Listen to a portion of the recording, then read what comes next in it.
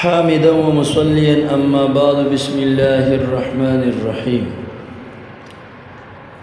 امام ابو حامد غزالی رحمه الله په احیاء علم الدین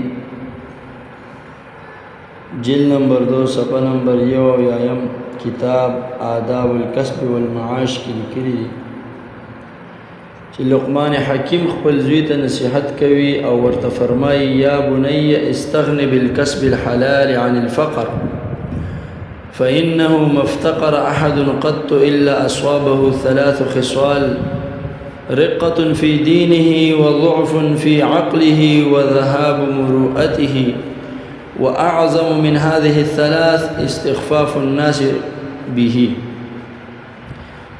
اے زویا د حلال کسب په کولو سره ځان د فقیرین اخلاص کړه، ځکه چې څوک هم بل ته محتاج شي نو په دې کې 3 خصلتونه خامخا راځي.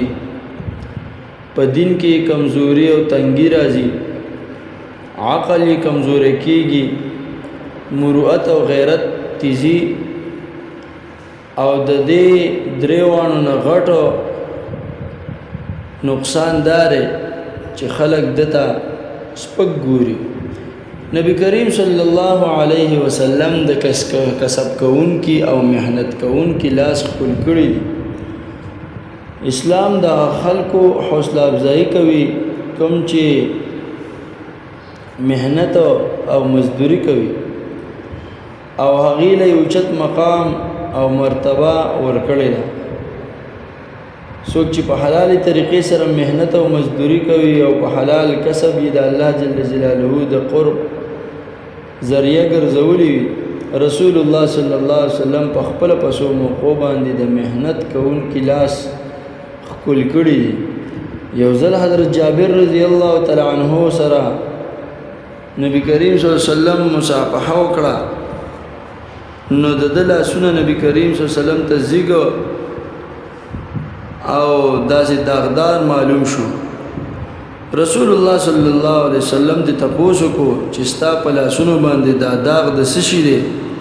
هغه ورته وویل اې د الله رسوله زدن ال باندې یعنی سارو ته د نالونو ټک وخلو کار کوما او په دې سره خپل بال بچلا حلال رزق را پیدا کوما.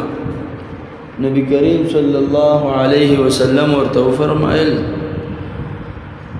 هذه يد لا تمسها النار، دا داسې لاسونه دي چې دا به د جهنم اور هیڅ کله مس نه کي، او د هغه لاسونه یې ښکل کړل. همدغه شان واقعه د حضرت معاذ بن جبل رضی الله تعالی عنہ په باره کې هم نقل ده چې رسول الله صلی الله علیه وسلم د غزوه تبوک په موقع باندې د خپل قائم مقام جوړ کړو. دی به چې د مسلمانانو د خدمت نه فارغ شنو بیا به د خپل ضرورتو د پاره لرګي را کټ کول. کله چې نبی کریم صلی الله علیه وسلم واپس تشریف راوړو او دور سره مصافحه وکړه، نو نبی کریم صلی الله علیه وسلم د پلاس کې داسې سختی محسوس کړه کوم چې مخکې د پلاسونو کې نه و. تاسو ته وکړو چې دا سشي په وجه ستاسو لاسونه سخت شوي دي.